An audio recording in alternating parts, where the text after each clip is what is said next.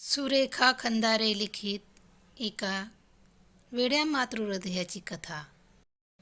Tyson.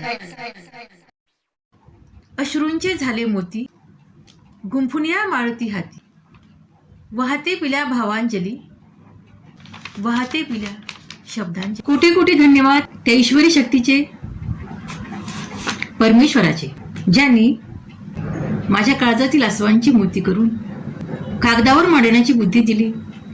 लिखाणाचे थोडेफार कौशल्य आहेच, वाचनाची आवड बऱ्याच प्रमाणात आहे, पण वक्तृत्वाचा कसलाही गंध नसताना, अनुभव नसताना आज माध्यमाद्वारे कोंडलेले दुःख बाहेर प्रगट करण्यासाठी टायसनने मला वक्ता बनवले.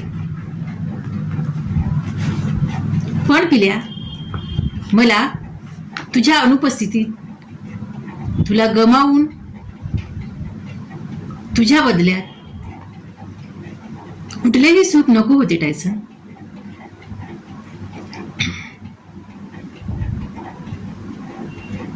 आभार माझ्या आईचे, सावित्रीबाईचे. आभार माझ्या सगळ्या मुलांचे, कारण हिच्यामुळेच मी ह्या उत्कृष्ट माध्यमाद्वारे हे पुस्तक तुमच्यापर्यंत पोहोचू शकेल. एका वेड्या मातृहृदयाची व निष्पाप मायाळू गोजीरवाण्या पिलाची ही आहे एक वात्सल्य कथा. आई गेल्यानंतर मुले दुःखी होतात, अनाथ होतात, पण अशी बरीच उदाहरणे आहेत की लेकराच्या जाण्याने आई वेडी होते. प्रेम हे आंधळे असते असे म्हणतात, पण तिथे मन मात्र शाबूत असते, पण दृष्टी अधू असते. म्हणूनच तर बरेच जण तिथे ठिचकतात. पण वास्तव्य मात्र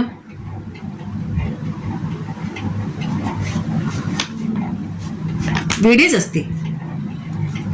ते मनावर पण नियंत्रण ठेवू शकत नाही, त्यामुळे मन ही दुबळे होते. म्हणूनच म्हणतात की वेडी माया. टायसन गेल्यानंतर मला वाटले टायसनची एखादी वस्तू जपून ठेवावी, पण तो तर तपस्वी, संन्याशासारखा, निर्मोही, निर्लोभी. मोह ठेवला तो वात्सल्याचा, लोभ ठेवला तो मायेचा. त्याच्यासाठी वापरलेली सगळी वस्त्रे, त्याचा टॉवेल देखील त्याच्या अंत्यविधीच्या वेळी तिथेच नेऊन टाकला. माझी नजर सहज त्याच्या बेल्टवर गेली. मी तो काढून लगेच व्यवस्थित ठेवला. तो जाण्या अगोदरच्या दिवशी जे गाऊन माझ्या अंगावर होते ते मी तसेच जपून ठेवले आहे. ते धुण्याचीही माझी इच्छा होईना. त्या दिवशी त्याच्या श्वासाचे स्पंदनाचे ध्वनी त्याच्यावर पडले असतील. त्याच्या डोळ्यातील मायेचा भावभावनांचे प्रतिबिंब त्यावर उमटले असतील. त्याच्या डोक्यावरून हात फिरवताना, माया करताना त्या पिलाचा थोडा तरी स्पर्श त्या वस्त्राला झाला असेल. म्हणून मला ते जपून ठेवायचे आहे. मी आज परिधान केलेले वस्त्र हे त्याच्या अंत्यसंस्काराच्या वेळी परिधान केले होते. याला सर म्हणतात वेडी माया. जिव्हाळ्यात वात्सल्य व श्रद्धा ह्या खूप महत्वाच्या भावना जास्त प्रमाणात असतात असे मला वाटते. त्या वात्सल्याची, जिव्हाळ्याची ही आहे एक कथा. पुस्तकाचं नाव आहे टायसन. मेणाहून मृदू व पाषाणाहून कठीण असे मनाच्या बाबतीत संबोधले जाते. धन्यवाद त्या परमेश्वराला ज्यांनी माझ्यासारख्या सामान्य स्त्रीला मृदू मन दिले. मन हे एक तरल भावनांचे भांडारच आहे. मला वाटते काही काही सात्विक भावनांचे कलश आपण त्याच्या मार्फत हृदयात भरून ठेवत असतो. तसेच टायसनच्या जाण्याच्या धक्क्याने माझ्या हृदयातील अश्रूंचा कलशही कोरमळून पडला. बराच साठा नेत्रावाटे वाहून गेला, रिता झाला. असे कुठले नाते होते त्या निष्पाप जीवाबरोबर? इतक्या कुठून वात्सल्य भरले होते त्याच्याबाबत माझ्या हृदयात. तो तर माझ्या उदरी देखील जन्माला नाही. मी तर त्याची जन्मदात्री पण नाही. त्याच्याबरोबर तर माझे नाळेचे नाते तर नाहीच, पण तो मनुष्य जातीचाही नव्हता. मग कसा एवढा लळा लागला त्या निष्पाप गोजीरवाण्या जीवाचा? त्याच्यामुळे माझे अंतःकरण खूपच मृदू मायाळू झाले होते.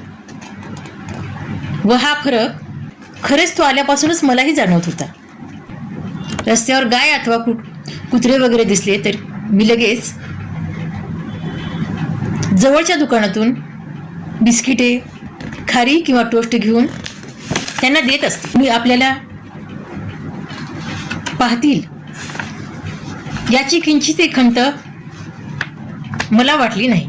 त्या निष्पाप प्रामाणिक भुकेल्या जीवांच्या मुखात 2 घास जातात याचेच खूप सार्थक वाटते. मनाच्या हाती आयुष्याचा वारू असतो. बऱ्याच प्रमाणात असेच वाटते.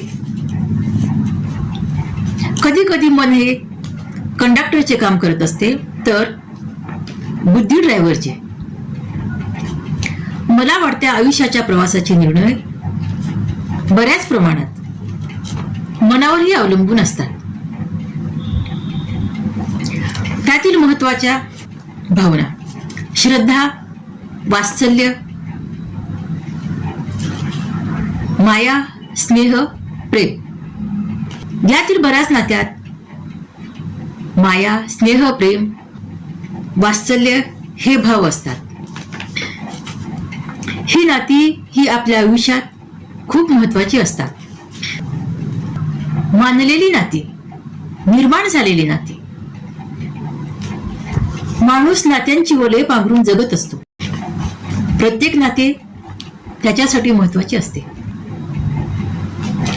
प्रत्येक आवरण त्याच्यासाठी महत्वाचे असते. पाठचे जन्माने असलेले, पोटचे जन्म देऊन निर्माण झालेले, तर मानलेले माणुसकीतून, ओळखीतून निर्माण झालेले.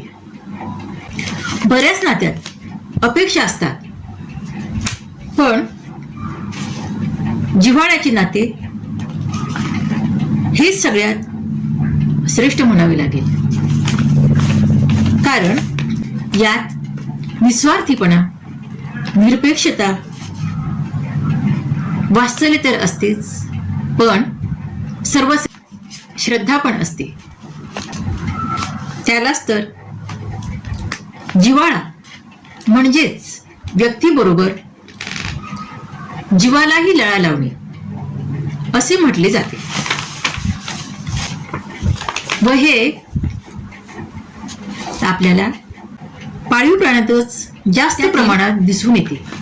श्वान हा एक अतिशय मायाळू, प्रामाणिक, स्वामीनिष्ठ व जबाबदार जीव. पाळणाऱ्यासाठी वेळप्रसंगी स्वतःच्या प्राणाचीही पर्वा न करणारी. जिव्हाळा हा भाव शब्दात व्यक्त करता येत नाही. त्या भावनाच इतक्या तरल, व्यापक व श्रेष्ठ आहेत की त्याची तुलनाच इतर कुठल्याही नात्याबरोबर, भावनेबरोबर होऊ शकत नाही. माझा मोठा मुलगा विनायक व त्याची पत्नी प्रियांका व माझा नातू रोनित हे नोकरीनिमित्त परगावी असतात व मोठी मुलगी डॉक्टर सौ नूतन शांतिभूषण शिंदे व नात समायरा हे अमेरिकेत असतात. दुसरी मुलगी मेंदुरोग तज्ञ डॉक्टर शुभदा ही लखनौमध्ये असते व सगळ्यात लहान म्हणजे धाकटा मुलगा तुषार याचे इथे शिक्षण चालू आहे. अत्यंत संवेदनशील मनाचा त्याला प्राण्याबाबत खूपच आपुलकी वाटते. तो नेहमीच कुत्रे पाळण्याचा आग्रह करत असे, पण त्याबाबत मी त्याला नेहमीच म्हणत असते, नको रे बाबा, त्यांना त्रास झाला की आपल्यालाही त्रास होतो. तो खूप हळवा जीव आहे व खूप मायाळू जीव आहे. त्याने मित्राच्या साहाय्याने एक लॅब्राडॉग जातीचे पिलू घरी आणलेच. त्या पिल्याला पाहून माझे मन व विरोध दोन्ही विरघळून गेले. टायसन साधारण 2 महिन्याचे पिलू असेल. खूप छान गोंडस सोनेरी रंगाचे, गुबगुबीत स्पंजाच्या खेळणीतील बाहुल्याप्रमाणे गोजीरवाणे. आम्ही त्याचे नाव टायसन ठेवले. ते घरातून इकडून तिकडे दुडदुडू पळताना, चालताना पाहून खूप छान वाटायचे. माझा थकवा तर फक्त त्याला पाहूनच दूर व्हायचा.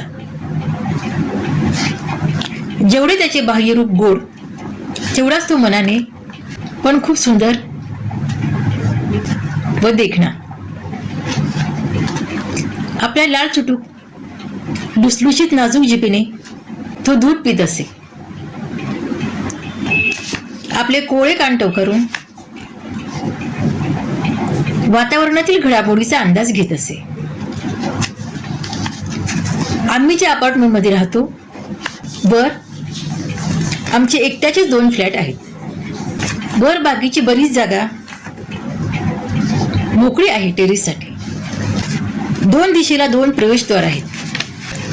त्यामुळे त्याला घरात, अंगणात व टेरेसवर अगदी मजेत फिरता येत असे. कधी तो गॅलरीतही हरणासारख्या उड्या मारत असे, फिरत असे. वर असल्याने केव्हा जास्त वारे तर केव्हा मंद वारे वाहत असतात.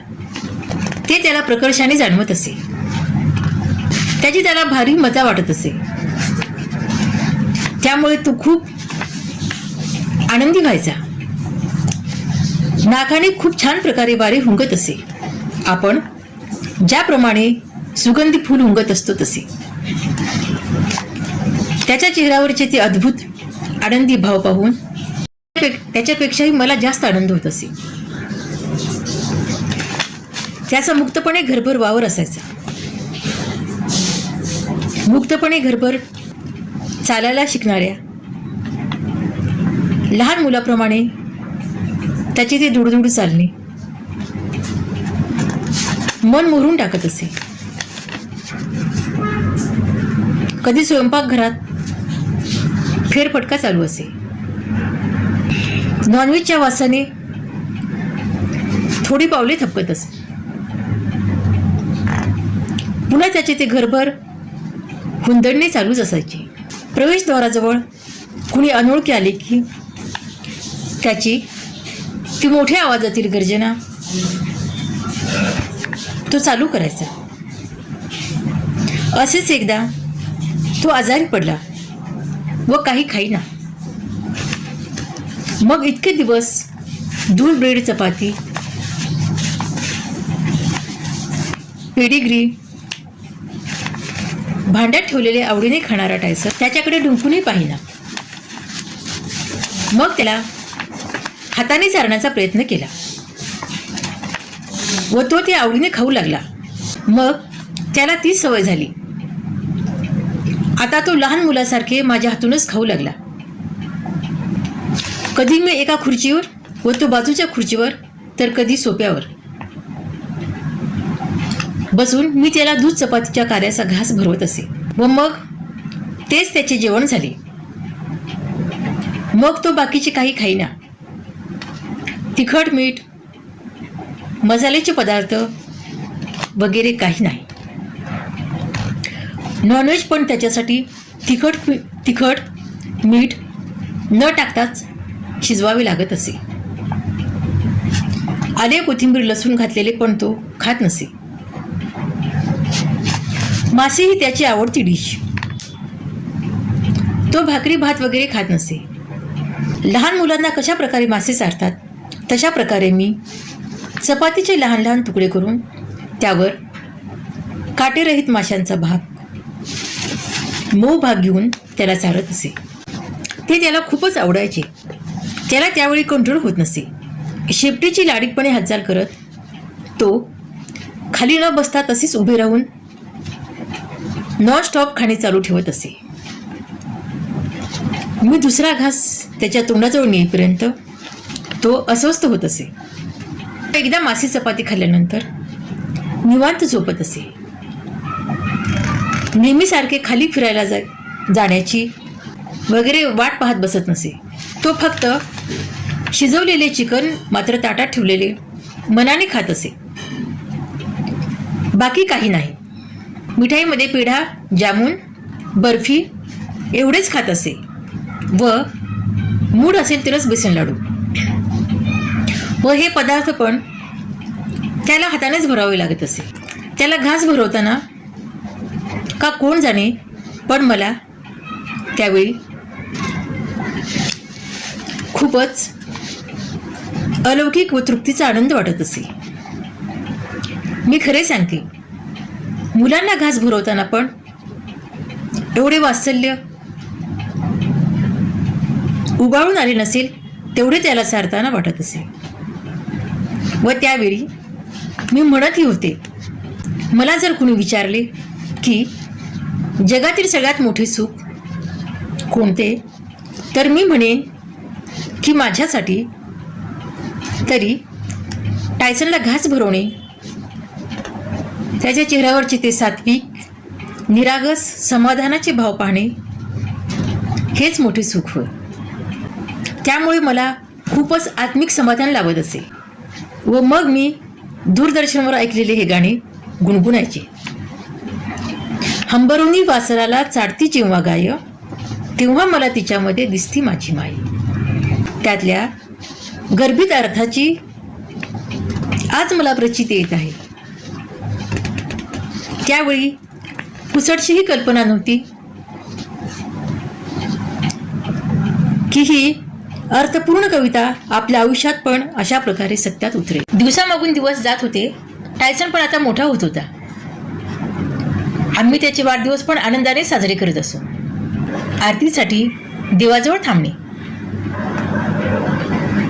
नंतर बाहेर नमस्कारासाठी येणे, प्रसादासाठी प्रतीक्षा करणे, हे सगळे घरातील सदस्याप्रमाणे व्यवस्थित चालू होते.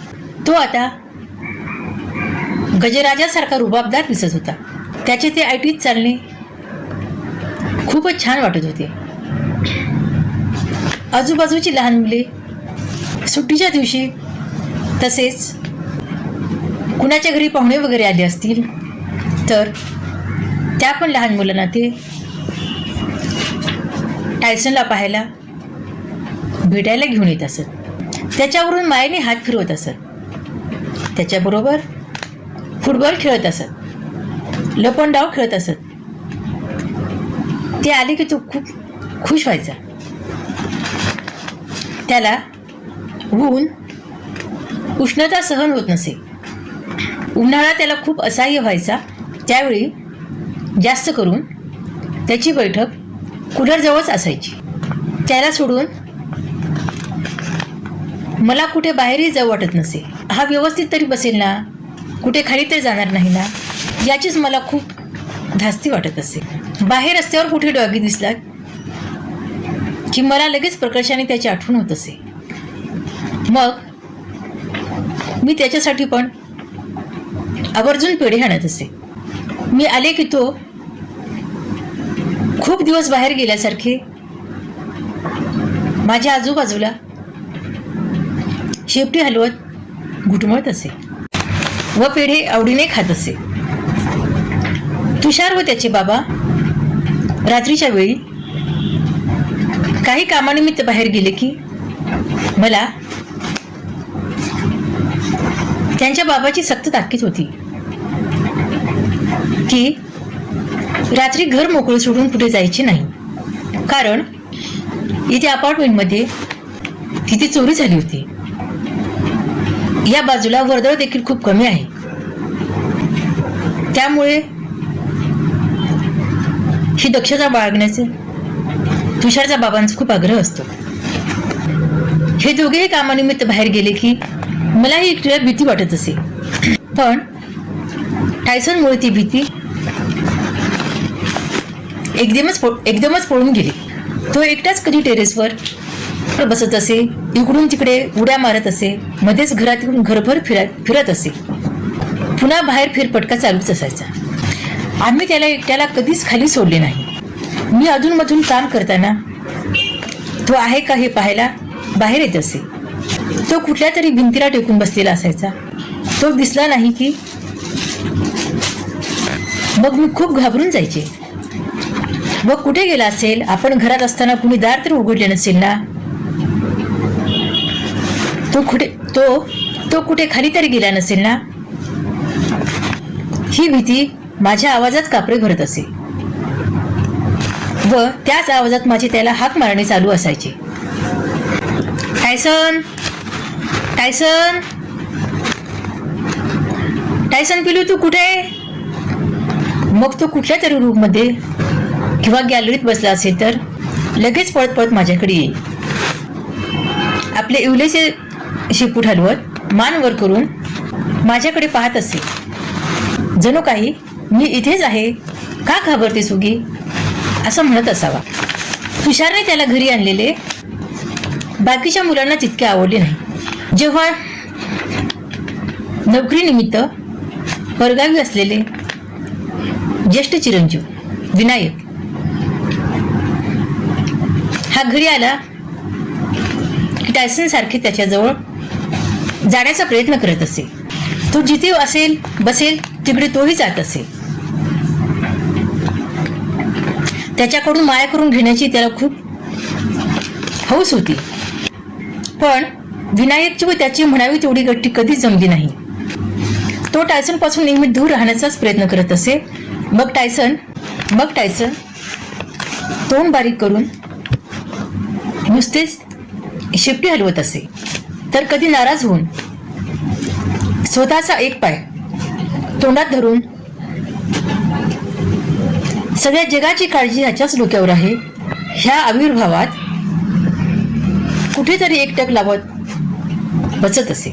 त्याच्या बोलक्या चेहऱ्यावरील ते रुसलेले भाव लगेच जाणवत असे. विनायकला टायसन म्हणावा तेवढा आवडत नसे व टायसनला विनायककडून ही माया करून घ्यावीशी वाटत असे. विनायक जबाबदार मोठ्या पोस्टवर असल्यामुळे त्याला सारखी सुट्टी मिळत नसे. तो केव्हा तरी सुट्टीमध्ये भेटायला येत असे. टायसनलाही त्याची खूप कौतुक वाटत असे, खूप अप्रूप वाटत असे. तो मोठी मुलगी विवाहानंतर अमेरिकेलाच होती. तिची गोड बातमी ऐकली, नात पण झाली, पण आम्हाला तिकडे जाणे झाले नाही. मग तिचेच बाळाला तिकडे घेऊन यायचे ठरले. त्या अगोदर ती आम्हाला फोनवर म्हणाली, मी बाळाला घेऊन येत आहे, यांना तर सुट्टी मिळत नाही, त्यामुळे आम्ही दोघी येत आहोत. तिथे लहान डॉगी आहे, व्यवस्थित हायजीन वगैरे बाळगता का? तिला थोडे टायसनचे टेन्शन होते, पण ती जेव्हा आली तिला व नातीला पण त्याचा कमालीचा लळा लागला. नंतर परत जाताना त्या दोघींनाही खूप गहिवरून आले. त्या तिथे असताना फोनवर बोलताना देखील अगोदर त्याचीच विचारपूस करत असत. तो व्हिडिओ कॉल मधून देखील त्यांना खूप आनंदाने प्रतिसाद देत असे. दुसरी मुलगी शिक्षणानिमित्त लखनौमध्ये असल्याने तिने पण घरी आल्यावर टायसनला कशाला आणले उगीच हीच प्रतिक्रिया ऐकवली. पण लगेच तिलाही त्याचा खूप लळा लागला. ती पण भेटायला येऊन जाताना जास्त त्याचीच माया करत असे. तिला पण तिकडे त्याचीच खूप आठवण येत असे. हा जिव्हाळा या निष्पाप जीवाबरोबर आमचा अधिक घट्ट होत चालला होता. टायसन खरेच घरातील चैतन्य होते. सोशिकता व ममत्व हे त्याचे विशेष गुण. इंजेक्शन घेताना, लस वगैरे घेताना तो कधी फुंकत नसे. जेवणासाठी उशीर झाला तरी कधी पायात घुटमळत नसे. कधी फुंकत नसे निष्कारण म्हणजे क्वचितच केव्हा तरी फुंकत असे, तेही सहज.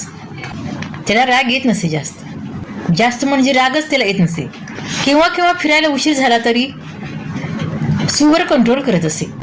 तो जसा मोठा होत आहे तसे त्याने वर चुकून देखील घाण केली नाही. खूपच समजदार. कधी लहान बाळासारखी माया करून घेणार तर कधी मोठ्यासारखे समजदारपणे वागणार. त्याला तसे पाहिले की माझ्या डोळ्यापुढे शीतल छाया देणारे वटवृक्ष उभारत असे. असेच रात्रीची वेळ होती. खालचे धुळम कुटुंब पहिल्या मजल्यावर राहणारे नेहमीच त्याबरोबर प्रेमाने वागत असे. विशेष करून त्यांच्या 2 किशोरवयीन मुलांना ह्याचा खूप लळा होता. त्या वहिनीचा वाढदिवस होता व ते सगळे बाहेर गेले होते. ते येण्याच्या अगोदर मला तिथे रांगोळी टाकायची होती त्यांच्या दारापुढे. काही दारावरील दिवे पण बंद होते. मी घाबरतच तशीच रांगोळी काढत होते व इथे घरातील सगळे बाहेर गेले होते. त्यामध्ये तुषारच्या बाबांनी दिलेली सत्यताकीद मला आठवली. मग मी जास्तच घाबरत होते. टायसन घरामध्ये रूमकडील गॅलरीमध्ये बसला होता. त्याला कसे कळाले की मी घाबरत आहे? तो लगेच त्या अंगणाजवळ जिन्यात येऊन बसला. मला त्याचे खूपच कौतुक वाटले. इतके सेन्स असतात का प्राण्यामध्ये? तुषारही खाली गेटजवळ आला तरी तो लगेच गॅलरीत जाऊन थांबत असे. तो आला की त्याच्या भाषेतील मायेचे आवाज काढत असे. त्याचा लाड करत असे व स्वतःही त्याच्याकडून लाड करून घेत असे. दोन्ही पाय उंच करून त्याच्या हाताला स्पर्श करत असे. त्याचे हात चाटत असे. त्याचे कपडे हुंगत असे. हा त्याचा मायेचा प्रकार. नात्यातील कुणीही जवळचे आले तरी त्याला कसे कळत असे की आपलीच माणसे आहेत. तो त्यांचे स्वागत पण त्याच्या पद्धतीने करत असे. आमची पोळीवाली खूप दिवसासाठी परगावी जाणार असल्याने आम्ही दुसरी पोळीवाली लावली. नंतर त्या मावशी तब्बल 3 वर्षांनी भेटायला आल्या. त्यांनाही टायसनचीच खूप आठवण येत होती म्हणे. टायसन काही त्यांचा पिछा सोडेना. त्या बसला की हा त्यांच्या मांडीवर डोके ठेवू लागला. त्यांचे हात मायेने चाटू लागला. त्या पण खूप सद्गतीत झाल्या. आम्ही पूर्ण कुटुंब कुठेतरी बाहेर किंवा परगावी जायचे ठरले, काही कामानिमित्त, तर खूप काळजी वाटायची. त्याला एकट्याला घरात सोडून जायला पण नको वाटायचे. धुळम कुटुंबातील दोन्ही मुलांचे अशा वेळी खूपच महत्त्वाचे सहकार्य होत असे. त्यांच्या कुटुंबात ते दोघे पती पत्नी, श्रीनिवास, श्रवंती व त्यांची 2 मुले चैतन्य व विनय. हे कुटुंब सुखादुःखात नेहमी सहकार्य करतात. विनय व चैतू टायसनची सगळी व्यवस्था करत असे. त्याच्या खाण्यापिण्यापासून ते फिरवून आणणे, रात्री त्याच्यासाठी इथे घरीच झोपायला येत असत. ते आवडीने व जबाबदारपणे त्याची काळजी घेत असत. आम्ही टायसनला सोडून जास्त दिवस परगावी वगैरे जात नव्हतो. जास्तीत जास्त 2 दिवस. आम्ही परगावी जरी असलो तरी सगळे लक्ष टायसनकडेच लागलेले असायचे. मी तर काही कामानिमित्त आम्ही बाहेरून आलो, परगावाहून आलो तरी बाहेर गेले, शॉपिंगला वगैरे गेले तरी टायसनचीच काळजी वाटत असे. तो खूप आदिरतेने आमची वाट पाहत असे, आमचे स्वागत करत असे, शेपटी हलवत असे, प्रत्येकाच्या पायात घुटमळत असे. त्यावेळी त्याच्या मायेचा उमाळा पण गहिवरून टाकत असे. सगळा चीन क्षणार्धात निघून जात असे त्या अलौकिक गोजीरवाण्या चैतन्यामुळे. टायसन लहान असताना बाहेर टेरेसवर वाळत घातलेला एखादा कपडा घेऊन त्याबरोबर खेळत असे. तो कपडा तो सहजासहजी देत नसे. त्याच्या दाताला वगैरे इजा होईल म्हणून तो मीही घेण्याचा आग्रह करत नसे. त्याच्या तोंडामधून वगैरे ओढून घेत नसे. मग उगीच मी त्याला झाडूचा धाक दाखवत असे. तो लगेच थोडा वेळ बाहेर पळायचा. सापडतो की काय या भीतीने पळत तसाच घरात येत असे व या रूममधून त्या रूममध्ये पळत सुटत असे. मग तो ते कापड टाकून दे. मला त्यामुळे एक आयडिया मिळाली.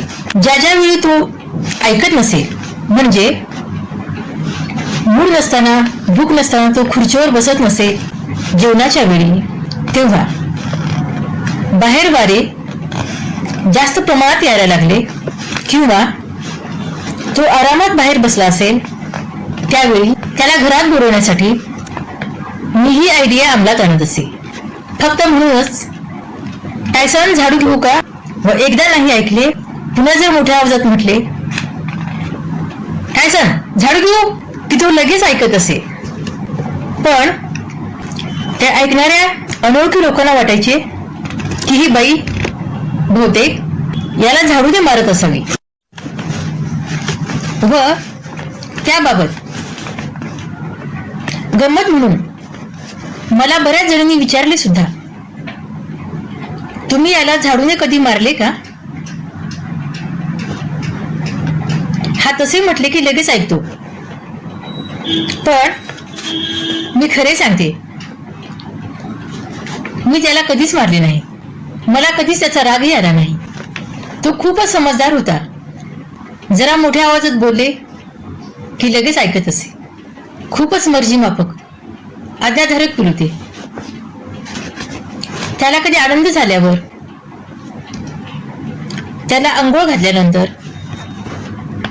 तो टेरेसवर फ्रेश मूडमध्ये बसल्यानंतर, तो आपण कसे एकमेकाकडे पाहून हसतो तसे तोही स्मित हास्य करत असे, आनंदाने आमच्याकडे पाहत असे. एवढा तो माणसाळा होता. तुषार दादा शॅम्पू वगैरे लावून त्याला खूप मायेने आंघोळ घालत असे. त्याला पण ते खूप आवडत असे, बरे वाटत असे. त्यावेळी तो कधीच असहकार्यपणे वागला नाही. शहाण्या समजदार बाळासारखे तो त्याच्याकडून अंघोळ करून घेत असे. मोठी मुलगी, जावाई व नात अमेरिकेलाच होते, पण तिचे सासरे मध्यंतरी गेल्याने त्यांना भारतात यावे लागले. सुट्टी कमी असल्यामुळे जावाई एकटेच अमेरिकेला गेले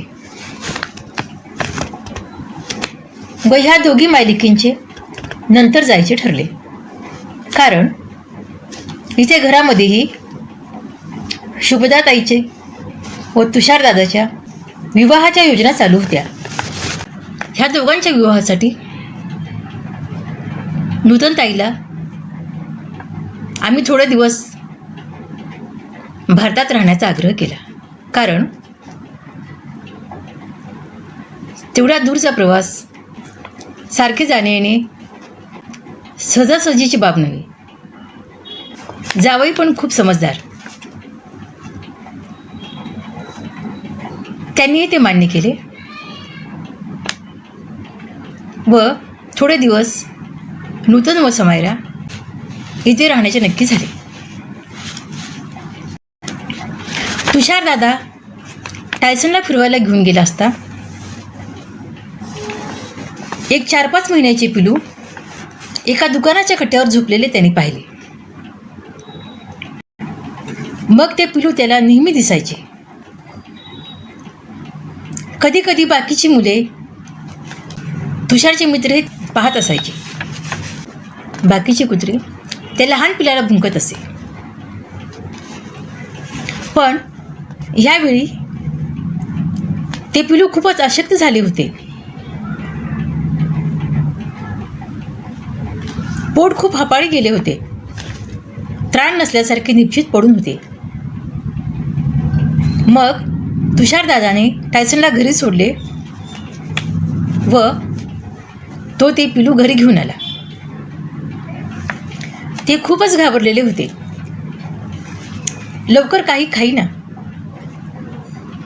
जरा कुठून मोठा आवाज झाला की लगेच दचकत असे, घाबरत असे.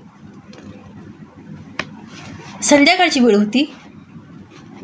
आम्ही त्या पिलाला बाहेर टेरेसवरच ठेवले. त्याला थोडे दूध व ब्रेड दिले. त्याने ते थोडेच खाल्ले. मग रात्रभर ते टेरेसवरच होते. सकाळी कुणीतरी बहुतेक वर आले असावे. ते पिलूच दिसेना. मग पुन्हा बाहेरील काही कुत्र्यांचा भुंकण्याचा आवाज आला. ते पिलू घराजवळील एका गाडीखाली घाबरून बसले होते. 4-चाकी वाहनाखाली. त्याचे हाल व्हायला नको म्हणून मी त्याला पुन्हा घरी घेऊन आले. सोनेरी रंगाचे, टायसनपेक्षा गडद सोनेरी रंग, पिवळ्या डोळ्याचे, लाल चुटूक नाक असलेले 2 इवलेसे, पूजेच्या पानासारख्या आकाराचे कान, असे ते पिलू खूपच सुंदर होते. ते स्वच्छ आंघोळ केल्यासारखे दिसत होते. आम्ही त्याचे नाव गोल्डी ठेवले. तो काटक, चपळ व लढवय्या वृत्तीचा. तो बाहेरच टेरेसवर बसत असे. पण थोडे घराच्या टेरेसचे काम निघाले. स्लॅब फोडून तिथे नवा कोबा तयार करायचा होता. त्या ड्रिलच्या आवाजाने ते पिलू खूप घाबरायचे व ते लोक सिमेंटचे पोते वगैरे आणतात. दारे उघडी असतात. टेरेसचे प्रवेशद्वार. मग पुन्हा हा खाली जायला नको, त्याची हेळसांड व्हायला नको म्हणून त्याला घरातच घेतले. तो घरात यायला पण घाबरत असे. टायसन पण त्याची खूप माया करत असे. कधी चुकूनही त्याला भुंकला नाही किंवा त्याचा कधी राग केला नाही. त्याचा लाड करताना कधी रुसलाही नाही. मग ही जोडगोळी एकमेकाबरोबर अगदी व्यवस्थित राहू लागली. टायसन मोठ्या भावाप्रमाणे त्याची काळजी घेत असे. त्याच्याबरोबर नेहमी स्नेहाने, मायेने व समजूतदारपणे वागत असे. गोल्डी आजूबाजूला जरी कुणी अनोळखी व्यक्ती दिसली की भुंकत असे. हा कधी कुणावरही न भुंकणारा शांतिदूत टायसन पण भुंकत असे. त्याला पाठिंबा म्हणून तो भुंकत असे. त्या दोघांना शिसूसाठी दिवसातून 3 वेळा बाहेर न्यावे लागत असे. सगळ्या कुत्र्यांच्या घोळक्यात गोल्डी सापडलं की टायसन फिल्मी हिरोप्रमाणे जाऊन सगळ्यांना एका दमात बाजूला सरकावून गोल्डीची सुटका करत असे. पण अगोदर मात्र भांडण गोल्डीच काढत असे. टायसन हा नियमितपणे दूध चपाती खात असे, अगदी शहाण्या समजदार लेकरासारखा व व्यवस्थितपणे. गोल्डी सर्व प्रकारचे अन्न खातो. त्याला हाताने भरवण्याची सवय व गरज पण नाही. पण लहरी आहे व त्याला दूध चपाती आवडत नाही. विशेष करून बाकी भात, चिकन, सूप, अंडे, भात वगैरे तो सहज खात असे. हे पदार्थ ज्यावेळी घरात शिल्लक नसतील तेव्हा मी गोल्डीला पण दूध चपाती भरवण्याचा प्रयत्न करत असे. मग तो सोफ्याखाली किंवा खुर्चीखाली जाऊन बसत असत. मला त्याला घास भरवण्यासाठीही खूप कसरत करावी लागत असे. टायसन मात्र हे सगळे कौतुकाने पाहत असे. मी नेहमी दुधाच्या पातेल्याची खरडलेली साय गोल्डीला देत असे. तेवढेच तो काही न खाल्ला तरी आधार असावा व त्याला ॲसिडिटी होऊ नये म्हणून. टायसनला पण साय खूप आवडत असे. पण त्याला चारताना तो कधी नाराज झाला नाही किंवा गुरगुरला नाही. मग मी दोघांनाही थोडी थोडी साय देत असे. घरात कुणाचे वाढदिवस वगैरे असले की मी सकाळी लवकर उठून देवासाठी, काम करणाऱ्या मुलींच्यासाठी व टायसन गोल्डीसाठी माझ्याकडून पेढे आणत असे. देवाजवळ 1 बॉक्स, कामवाल्या तिघींना 3 बॉक्स व टायसन गोल्डीत 1 बॉक्स. अगोदर ह्यांचे तोंड गोड होई, मग पुन्हा दिवसभर मिठाई, केक वगैरे आणणे, येणाऱ्या जाणाऱ्यांचे आदरातिथ्य चालूच असे. की मला कितीही भूक लागली तरी हे दोघे जेवल्याशिवाय मी जेवण करत नसे. व ज्यावेळी ह्यांना चारून होईल, दोघांचे जेवण होईल, त्यावेळी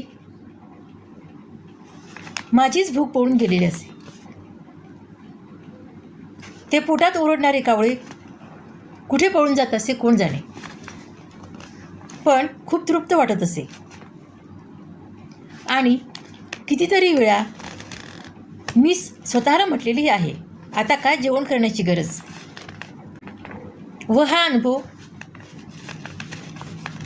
मी बोलूनही दाखवला घरात. जिन्यावरचे टेरेस अंगणातील टेरेसपेक्षा थोडे उंच आहे. मी सकाळी चहा बिस्किट वगैरे खाताना अगोदर 1-2 घास तिथे टाकत असते पक्ष्यासाठी. दुपारीही जेवणा अगोदर थोडे अन्न टाकत असते तिथे पक्ष्यासाठी. ते पण ओळखीचे झाले आहेत. मग केव्हा उशीर झाला की ते टेरेसवर थांबून ओरडतात.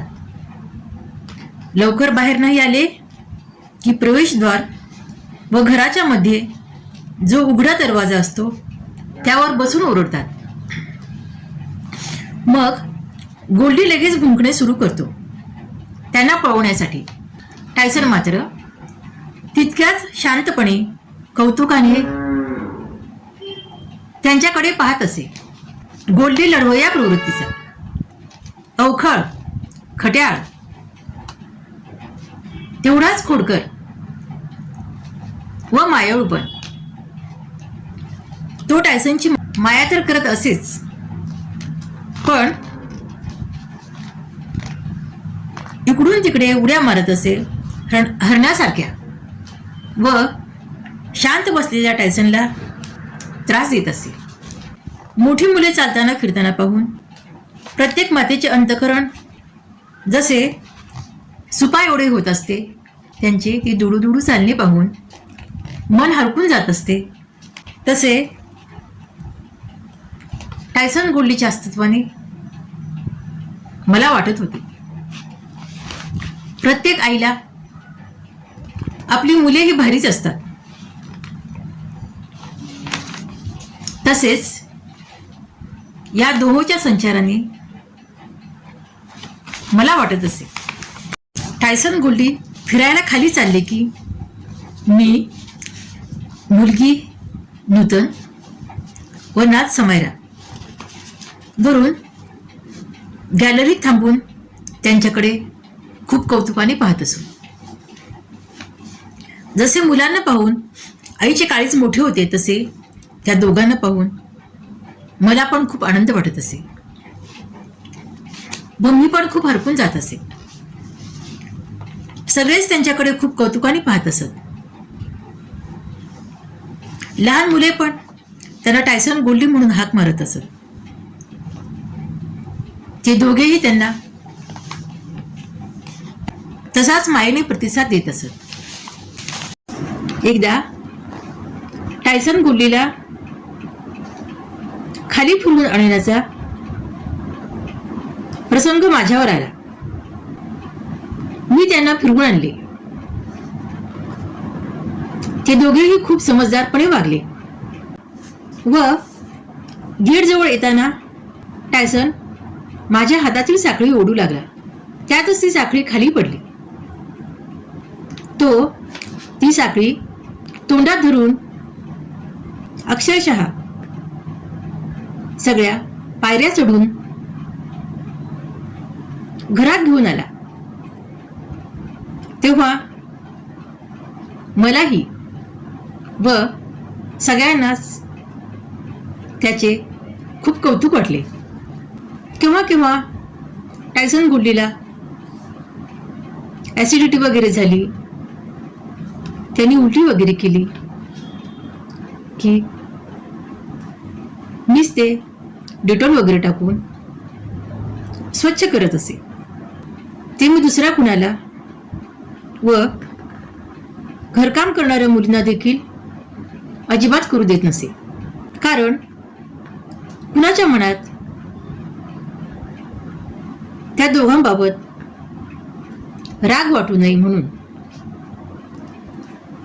व आश्चर्याची बाब म्हणजे मला कधीच त्याची किळच वाटली नाही. कामवाल्या मुली लक्ष्मी, अक्षता व शीला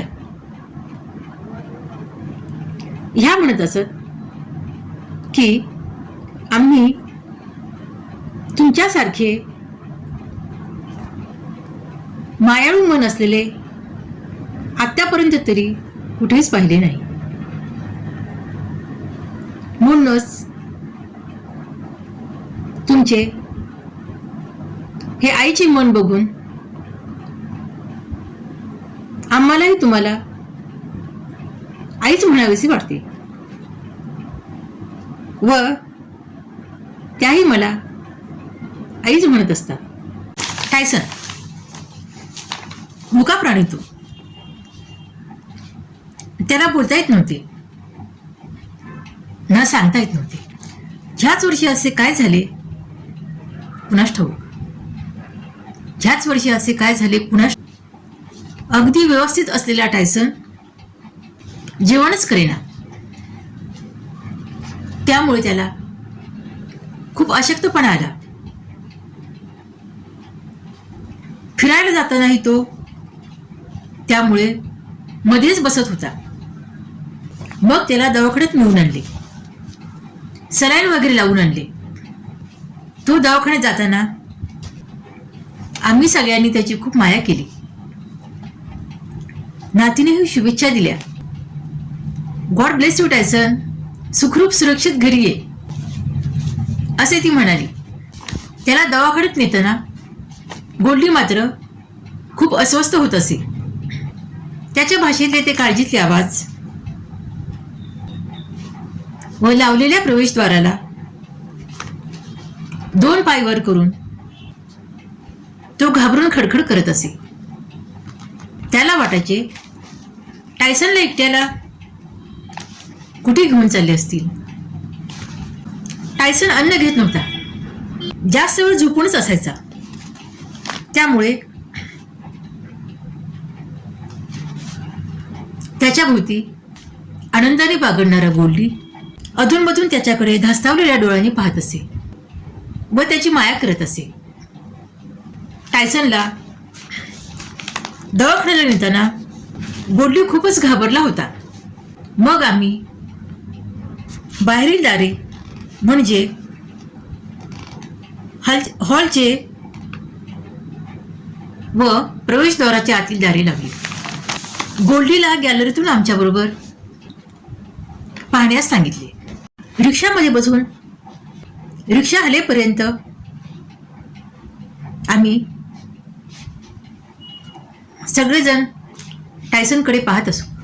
टायसनला लस वगैरे द्यायला कधी बरे वाटत नसले तरी त्याला रिक्षामधून तुषार दादा त्याच्या मित्रांबरोबर टायसनला दवाखान्यात नेत असत. त्यामुळे टायसन नेहमी आरामात रिक्षात बसत असे. आम्ही आपापल्या कामात व्यस्त झालो. मी ताईच्या स्टडी रूममध्ये सहज बसले होते. मग टायसनला सलाईन लावून आणले. तो जरा तरतरीत वाटत होता. मला नातीने हाका मारून बोलावले. आई, टायसन सगळीकडे तुला शोधत आहे. तो किचनमध्ये पण तुला पाहून आला. मग मी लगेच त्याच्यावरून मायेने हात फिरवला. त्याला पण खूप बरे वाटले. मग तो पुन्हा कूलरजवळ त्याच्या नेहमीच्या जागी जाऊन बसला व सगळ्यांच्याकडे पुन्हा पाहून स्मित हास्य करू लागला, नेहमीसारखे. सलाईनमुळे तो 1-2 दिवस फ्रेश वाटला, पण काही खात नसे. मग नंतर त्याला थोडे सूप दिले. तेच फक्त त्याने घेतले. पण त्याचे जेवण करणे काय बंदच झाले. त्याच्या आवडीचे पदार्थही तो खात नव्हता. त्याला अशक्तपणा खूप जाणवत असावा. त्याला आता जिन्यातील पायऱ्या पण चढता उतरता येईना. मग मी त्याच्यासाठी मऊ साड्यांची झोळी करून ने आण करण्यास सांगितले. तुषार दादा मित्रांच्या साह्याने हे सगळे करत होता. मध्येच लॉकडाऊन चालू झाले. डॉक्टर घरीच येऊ लागले. टायसनला घरी सलाईन लावत असू. त्याला या अगोदर दवाखान्यात नेल्यावर इनेमा करून घेतला होता, कारण तो काही खातही नव्हता व तो शी पण करत नव्हता. हे घरी आलेल्या डॉक्टरांना सांगितल्यावर त्यांनी पोटाचा एक्सरे काढण्यास सांगितले. त्यासाठी पुन्हा त्याला झोळे करून बाहेर न्यावे लागले. घरी आल्यावर डॉक्टर म्हणाले, पोटामध्ये विष्ठा घट्ट होऊन बसली आहे. त्याला एरंडेल तेल द्या. त्याप्रमाणे आम्ही केले. त्याला खूप काळ्या रंगाची विष्ठा झाली व अल्प प्रमाणात झाली. हा काय प्रकार होता कोण जाणे. अन्न तर शरीरातील उष्णतेने आतड्याला चिटकून बसू शकत नाही. असे कुणी त्याला काय चारले असेल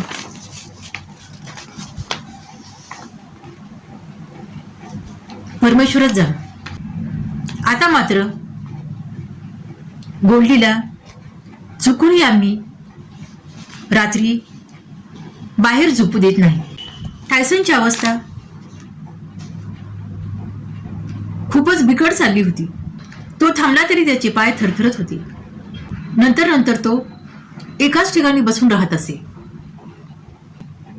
तो थोडा चलत फिरत होता तेव्हा आम्ही सकाळी उठले की तोही कुठेतरी थंड ठिकाणी बाहेरील नळाजवळ वगैरे मोठ्याने श्वासोश्वास घेत जागाच पण झोपून असायचा. ज्यावेळी त्याला चालता फिरता येईना तेव्हा तो घरातच बसलेला असायचा. पण तो सारखा मायेने सगळ्यांच्याकडे पाहत असायचा. त्या अवस्थेत तुषार दादाने त्याची खूप सेवा केली. तो त्याला खूप मायेने पुसत असे. ड्रॉपरच्या साह्याने शहाळ एनर्जल वगैरे पाजत असे. टायसन पण खूप मायेने त्याच्याकडे पाहत असे. आज जे ते आपापल्या कामात व्यस्त होते पण जाता येता त्याच्याकडे पाहत होते. पण नेहमीसारखे आपापल्या कामातच. मग रुबीने सगळ्यांचे लक्ष डॉक्टर नूतनला आम्ही रुबी या नावाने हाक मारतो. मग रुबीने सगळ्यांचे लक्ष त्याच्याकडे वेधले. माझे पण कशातच लक्ष लागेना. टायसनला खूप त्रास होत होता. तो खूप कासावीस होत होता. सगळ्यांच्याकडे पाहून डोळ्यातून आसवे गाळत होता. मग कुणीतरी तुषारला अकलूज येथील डॉक्टरांचा नंबर दिला. तिकडे जाण्यासाठी धाकट्या मुलीने गाडी पण बुक केली. पण तुषारच्या बाबांच्या सांगण्यावरून ते रद्द झाले. माझी व मुलांची तहान भूक पळून गेली होती. कधी सकाळ होईल व कधी टायसनला सलाईन लावून व्यवस्थित पाहता येईल असे वाटत होते. व तोपर्यंत आपला टायसन व्यवस्थित राहावा याच विवंचनेत आम्ही झोपी गेलो. टायसन रात्री बहुतेक जागाच राहत असावा. त्याला काय त्रास होत होता कोण जाणे. तो खूप तळमळत असे व सकाळी आम्ही उठण्याची वाट पाहत असे. मग आम्हाला पाहून त्याला खूप बरे वाटत असे. तो हॉलमध्ये जिथे झोपत असे त्याच्या उशाकडील बाजूस आतल्या रूममध्ये आम्ही खुर्चीवर जरी बसलो तरी तो डोळे आमच्याकडे करत तेवढ्या अंतरावरून तो आम्हाला पाहत असे. आजारी असताना देखील तेवढ्या प्रयासाने पाहत असे. त्याचे ते निष्पाप डोळे काय सुचत होते कुणास ठाऊक. तो त्याच्या डोळ्यामध्ये आम्हाला साठवून ठेवत असावा. आता खूप लवकरच आपली कायमची ताटातूट होणार आहे हे सुचवत असावा. तो खूपच पेकाळून गेला होता. गेल्या 11 दिवसापासून त्याच्या पोटात अन्न गेले नव्हते. फक्त अर्ध्या ग्लास सूप व्यतिरिक्त. कुणीतरी त्याच्याजवळ बसावे असे त्याला वाटत असावे बहुतेक. मी त्याच्याजवळ आज बराच वेळ बसून होते. त्याच्या डोक्यावरून हात फिरवत होते. त्यामुळे त्यालाही बरे वाटत असावे. त्याला सूप पाजण्याचा प्रयत्न केला पण तो तोंड फिरवत असे. तुषारने त्याला ड्रॉपरच्या साहाय्याने शहाळ एनर्जल पाजण्याचा खूप प्रयत्न केला. आता तो ते पण घेईना. टायसनची ती अवस्था पाहून मी व मुले खूप अस्वस्थ झालो. तुषारला तर काय करावे काही सुचेना. तो आणखी चांगल्या डॉक्टरचे नंबर हुडकून फोन करत होता. दवाखाने तर बंद झाली होती. घरी सलाईन लावायला यायची डॉक्टरांना विनंती करत होता. पण बाहेर पाऊसही होता. कुणाचे फोनही लागेना. रात्री कुणी घरी यायलाही तयार होईना. म्हणून बहुतेक तो डोळे भरून पाहत असावा. जेव्हा तो अगदी बरा होता तेव्हाही व लहानपणापासून तो टेरेसवर जरी बसला तरी घराकडेच पाहत बसत असे. किती माया होती, खूप ओढ होती, आदर होता त्या पिलाच्या मनात, घराबाबत व घरातील माणसांच्या बाबत. डॉक्टरांनी पण सांगितले होते आपण त्याला सलाईन लावू. थोडी एनर्जी आल्यावर मग तो पहिल्यासारखा व्यवस्थित होईल. पण जर पोटाच्या आतील अवस्था तशीच राहिली तर ऑपरेशन करावे लागेल. मग एक डॉक्टरांनी सांगितले त्याला पुणे येथे घेऊन जा. मग तूर्त इथल्या दवाखान्यात तपासणीला नेऊन पुण्याला जायचे ठरवत होती मुले. आज मंगळवार 18 मे. तो आज पण आम्ही इकडे तिकडे फिरताना आमच्याकडे त्याच्या मायेच्या माणसांच्याकडे पाहत होता. त्याला झोपण्यासाठी पण मी मऊ साडे वापरतच. मला वाटत होते त्याला थोडे पुसून घ्यावे व त्याच्याजवळ बसून राहावे.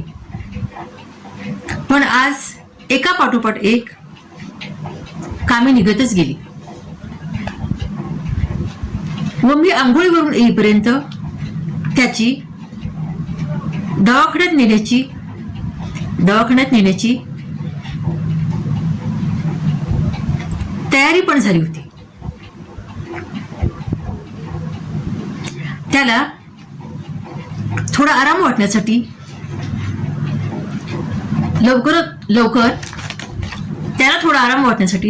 लवकर दवाखान्यात नेणे गरजेचे होते. पण आज मला त्याच्याजवळ जास्त जाता आले नाही. मला नेहमी सवय होती अधूनमधून त्याच्या डोक्यावरून मायेने हात फिरवायची. पण आज नेहमीसारखे त्याच्या डोक्यावरून मला हातही फिरवता आला नाही. व जाताना पण आम्ही टायसनकडे स्तब्ध थांबूनच बघत होतो व तो जाताना पण आम्ही टायसनकडे स्तब्ध थांबूनच बघत होतो. आज जाताना मी नेहमीसारखी त्याच्यावरून हात फिरवला नाही. येईल नेहमीसारखा तरतरीत होऊन असेच वाटले. गोडली मात्र पुन्हा नेहमीसारखी त्याच्यासाठी धडपडत होता, अस्वस्थ होत होता. पुन्हा आम्ही घरातील सगळे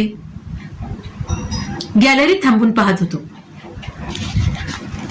गजराजासारखा नेहमी आयटीत चालणारा, दवाखान्यात जाताना पण व्यवस्थित मोठ्या माणसासारखे रिक्षात बसणारा व त्यावेळी आपल्याच नादात गुंग असणारा टायसन आज कधी नव्हे ते रिक्षामधून झोळीतून आमच्याकडे घराकडे पाहत होता.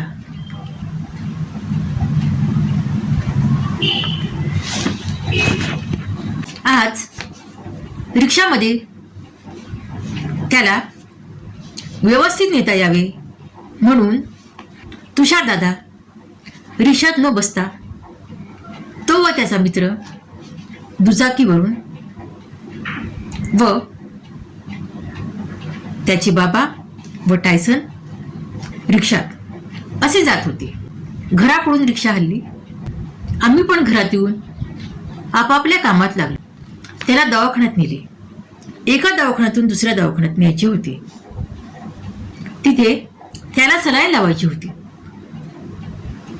त्याला वाटत असावे मला आता घराकडेच नेत आहेत.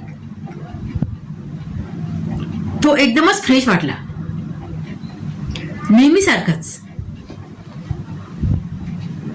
नेहमीसारखाच तो नॉर्मल होऊन पाहत होता.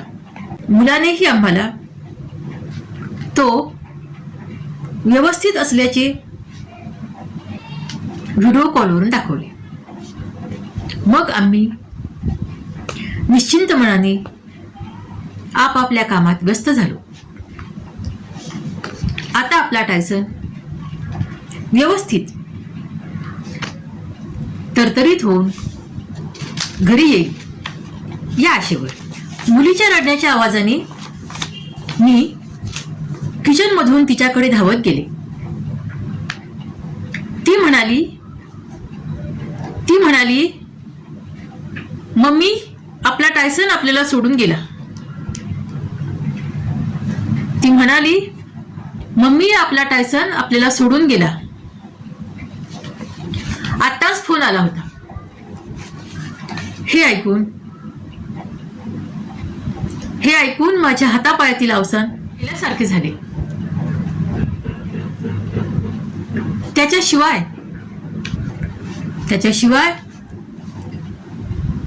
जगण्याची कल्पना केलीच नव्हती. तो असा कसा जाऊ शकतो. मला न भेटताच मी तर पुन्हा त्याला घास भरवण्याचे स्वप्न पाहत होते. त्याचे लाड करण्याचे स्वप्न पाहत होते. मी आज सकाळपासून त्याची माया पण केली नाही. जाताना पण त्याच्यावरून हात फिरवला नाही. तो माझा निरोप न घेता असा कसा माझ्यापासून दूर जाऊ शकतो.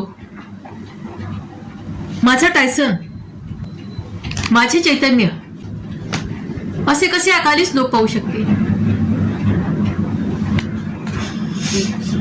आमचा शोक अनावर होत होता.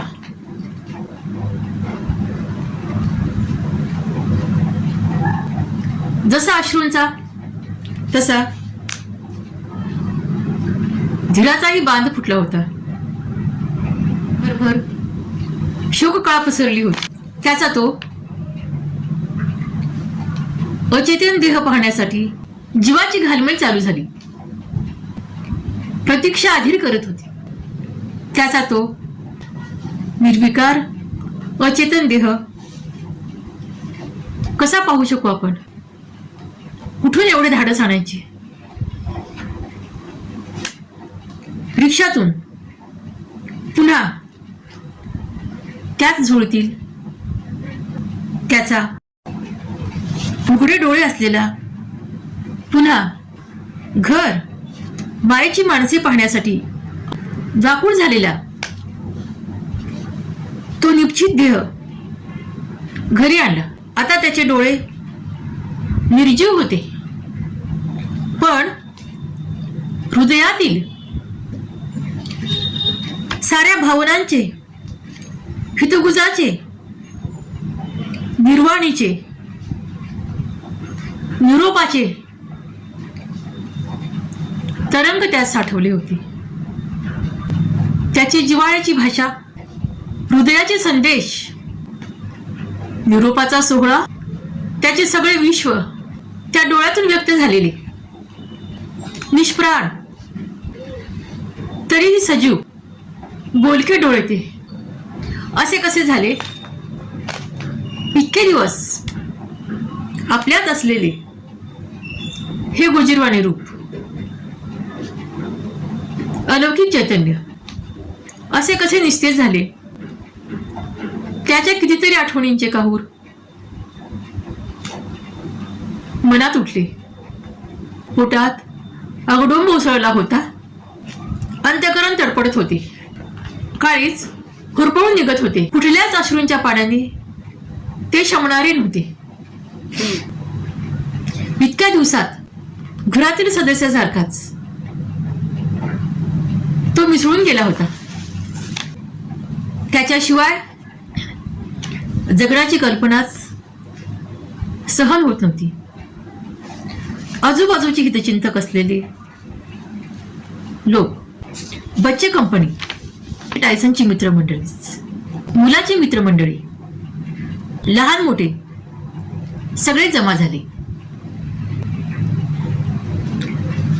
सगळ्यांनाच खूप वाईट वाटत होते. मी एक नवीन वर्कची ओढणी त्याच्या भोवती गुंडाळली व मुलीने मला गिफ्ट केलेली नवी शॉल त्याला पांघरवली. एवढ्या कमी वेळात त्याच्यासाठी काय करावे काय नको असे झाले होते. माझी अधुरी माया त्याच्यापर्यंत पोहोचवण्याचा हा केविलवाणा प्रयत्न चालू होता. तो तर केव्हाच आमच्यापासून दूर गेला असेल. ज्या प्रवेशद्वारातून तो डौलाने जात येत असे त्याच प्रवेशद्वारातून त्याचे अंत्यसंस्कारासाठी शेवटचे प्रस्थान चालू होते. माझी मोठी कन्या नूतन म्हणाली, टायसन परत ये पुन्हा. ह्या शब्दाने व त्या प्रसंगानेही अंतःकरण हेलावत होते. खरेच का तो येईल परत? आला तरी आपण त्याला ओळखू शकू का? त्याचे अंतदर्शन घेण्यासाठी कुणीतरी गोल्डीला बोलावले, पण तो घाबरून आला नाही. त्याला बाहेर लिहिताना तो नेहमीच अस्वस्थ होत असे व ह्यावेळीही तो घाबरला होता. त्याचा अचेतन देह पाहून व आमचा आक्रोश पाहून आम्ही खाली गेलो. श्रवंतीला पाहून गोल्डीने चक्क गळा काढून रडण्यास सुरुवात केली. ही जोडगोळी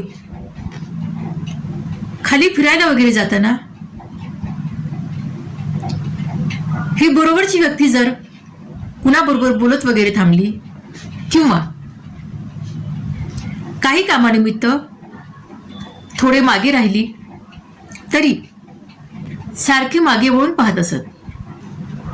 कंपाऊंडचे गेट कधीच ओलांडत नसत. आज आम्ही बरेच जण होतो टायसन बरोबर, तरीही तो मागे वळून पाहिना. कुठे नेतायत आपल्याला? आता कुठे राहायचे आहे ह्याची त्याला आता धास्ती वाटली नाही. जगणे व निरोप हे बिनधास्तपणे तो आमच्यावर सोपून मोकळा झाला होता. त्याला धरणी मातेच्या चरणाशी सोपवून आम्ही घरी आलो. पण घर खूपच भकास वाटत होते. तो कुठल्याच ठिकाणी कुठल्याच कोपऱ्यात दिसत नव्हता. त्या दिवशी घराप्रमाणे मन व आयुष्य पण रिते झाले होते. किती कितीतरी वेळा आपण कुणाच्या बाबत तरी सांत्वनाचे हे शब्द ऐकत असतो. पोकळी निर्माण झाली. हे वाचताना ऐकताना आपल्याला हे शब्द नेहमीचेच आहेत असे वाटते. पण खरेच ज्याचे कुणी जीवाभावाची जात असते त्यांनाच ह्या शब्दाचे महत्त्व कळते, प्रचिती जाणवते. त्या दिवशी सगळ्यांचीच मनस्थिती खूपच बिकट झाली होती. घरातील लहान थोराने गोल्डीनेही काही खाल्ले नाही. फक्त तुषारचे बाबाच जेवले. दुसरा दिवस उजाडला. ते सगळ्यांच्या उठण्याची वाट पाहणारे, सगळ्यांना डोळ्यात साठवू पाहणारे चैतन्य आज घरात नव्हते. सगळेजण मला काहीतरी खाण्याचा आग्रह करत होते, पण पाणीही पिण्याची मनस्थिती होत नव्हती. टायसनने खाण्याचे सोडल्यावर तो फक्त पाणीच पित असे. ते मला पाणी पितानाही आठवायचे व पाणी पिण्याचीही इच्छा होत नसे. मग टेरेसवर आले तरी पण त्याच्या बसण्याच्या जागा पाहून वाईट वाटत होते. माझे तात्या, वडील, योगी दादा, माझा सद्गुणी भाऊ हेही अकस्मातच अकल्पित गेले, अवेळी गेले. त्या धक्क्यातून कसे बसे सावरतो तर हे दुःख झाले. मी खिन्न मनाने बाहेर थांबलेली पाहून नूतनने घरात येण्याचा आग्रह केला. मला तुषार म्हणाला, टायसनचा तुझ्यापेक्षा जास्त मला लळा होता. तू न जेवण केल्याने तो परत येईल का? इतके प्रयत्न करून ही आपण त्याला वाचवू शकलो नाही व शेवटीही त्याने माझ्याकडे पाहतच माझ्या हातावर हात ठेवून प्राण सोडला. मी त्याची ती शेवटची अवस्था पाहिली आहे. पाहत पाहतच तो कायमचा सोडून गेला. मग मी तिसऱ्या दिवशी आम्ही तिथे त्याच्यावर अंत्यसंस्कार केले. त्या ठिकाणी चहा, नाश्ता व थोडी त्याच्या आवडीची मिठाई वगैरे घेऊन गेलो. मुलगी म्हणाली, तू त्याला दूध चपाती चारत होतीस, थोडे तेही घेऊन जा नैवेद्यावर. मग ते घेऊन मी, तुषार व त्याचे बाबा गेलो. मग विसावाच्या ठिकाणी थोडे व समाधीच्या ठिकाणी थोडे अन्न ठेवले. थोड्या प्रतीक्षेनंतर एक कावळा विसाव्याच्या ठिकाणावरील पत्रावळीमधील सगळे अन्न बाजूला सोडून ठेवलेला दूध चपातीचा एक घास घेऊन गेला. मग आम्ही समाधीजवळील घास शिवेपर्यंत थांबावे म्हणून थोडा वेळ तिथे थांबलो. त्या दिवशी त्याच्या अंत्यदर्शनाला, अंत्यसंस्काराला आलेल्या त्याच्या बच्चे कंपनी म्हणजे किशोरवयीन मुले मुली मित्रांना जेवणासाठी बोलवले होते. व पुन्हा दुपारी नैवेद्य घेऊन जायचे होते. तुषार आम्हाला म्हणाला, तुम्ही घरी जा, समाधीजवळील घास कावळ्याने शिवल्यानंतर मी घरी येतो. तुषार टायसनच्या समाधीजवळ जाऊन म्हणाला, का भेटायसी, रुसला का? का घास शिवेना? काय झालं पिल्लू तुला? काय झालं टायसन? मागून लगेच काव काव करत एक कावळा येऊन समाधीजवळ ठेवलेल्या नैवेद्यातून देखील दूध चपातीचा घास घेऊन गेला. कावळ्याने तिथे दूध चपातीचाच घास घेतला व मला खात्री देण्यासाठी तुषारने त्याचा फोटोही काढून आणला. दुपारचा नैवेद्य ठेवण्यासाठी टायसनचे 1-2 बच्चे कंपनी मित्र बरोबर येण्याचा आग्रह करू लागले. ते व तुषारचे थोडे मोठे मित्र व चैतन्य, विनय वगैरे आपापल्या गाडीवर आले. त्यावेळी आम्ही गेल्याच भरपूर कावळे जमा झाले. बहुतेक ती त्यांची भुकेची जेवणाची वेळ असावी. आम्ही घास ठेवून नमस्कार केला. माझे पण अश्रू आवरेना. खरे काय खोटे काय, नंतरचा प्रवास कसा असतो हे आपल्याला काही माहित नाही. पण अशी काही प्रचिती आली की श्रद्धा अधिक दृढ होते. मग मला वाटले, खरेच जर टायसनचा आत्मा यांच्या रूपाने आला असेल तर मग मला पण अश्रू आवरेना व मी म्हणाले, टायसन तू मला न भेटताच गेला बाप्पा. तुझी किती आठवण येते रे पिल्या. तुझे लाड कौतुक करून माझे मन पण भरले नाही. तू माणसाचा जन्म घेऊन ये तुषार दादाच्या पोटी. तू मुलगा होऊन जन्माला ये.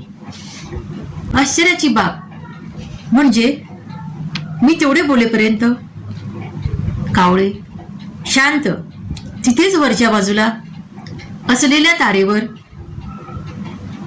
थांबले होते. अश्रूने भरून आलेले डोळे पुसत होते व त्याच वेळी कावळे घास घेऊन गेले. त्यावेळी पण नैवेद्यात त्याच्या आवडीचे पदार्थ होते. चिकनचे लेग पीस होते, मिठाई होती. आमच्या बरोबर आलेली मुले ही तिथेच थांबली होती. ती लगेच म्हणाली, अंटीची दूध चपातीच घेऊन गेले कावळे. मला थोडे बरे वाटले पण प्रश्नही पडला, हा काय चमत्कार? हे सगळे खरे असेल का? खरेच आपला टायसन त्यांच्या रूपाने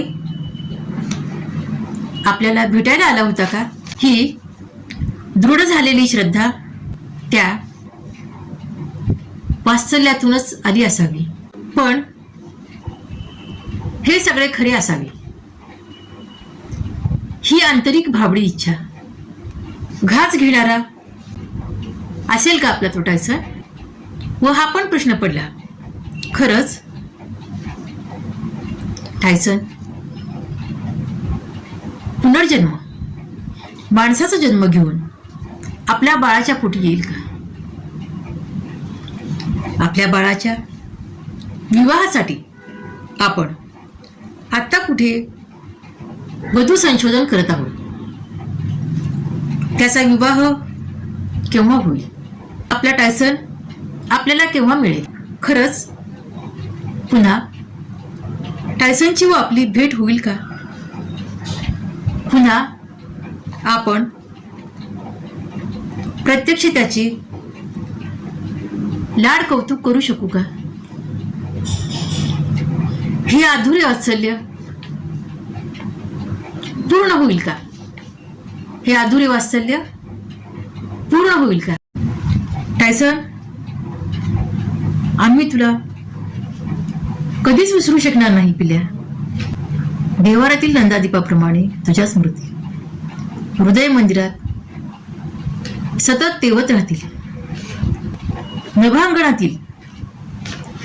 नभांगणातील ध्रुव बाळाप्रमाणे तुझे स्थान माझ्या मनात कायम अडळ राहील पिल्या. तुझ्या असण्याची समृद्धी कशी लयासरी गेली, तुझ्या असण्याची समृद्धी कशी लयासरी गेली, तुझ्या अस्तित्वाची खूण कुण्या वैऱ्याने पुसली, तुझ्या अस्तित्वाची खूण कुण्या वैऱ्याने पुसली. करुणी काळीच कंगाल माझ्या मायेची रे पिल्या, कशी केली रीती झोळी. कुणी बोलले का तुला, का रे रुसला अवेळी, का रे रुसला अवेळी. कसा दिसेना रे मला तुझ्या आकाशीचा झुला, कसा दिसेना रे मला तुझ्या आकाशीचा झुला. होऊन कासा विस पिल्या, होऊन कासा विस पिल्या. साथ घालते रे तुला कुणी अडवला रस्ता, कशी वाटरे दिसेना, कुणी अडवला रस्ता कशी वाटरे दिसेना. झाले किती दिस बापा, झाले किती दिस बापा तुला घर का सापडेना. अश्रूंचे झाले मोती गुंफून या माळती हाती. वाहते पिल्या भावांजली, वाहते पिल्या शब्दांजली.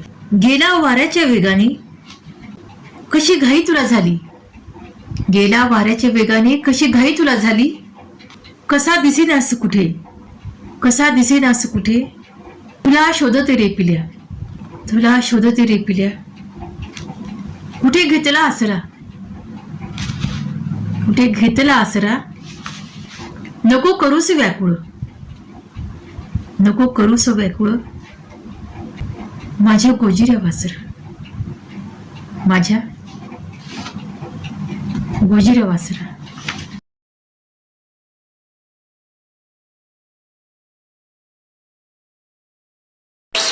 Thanks for watching.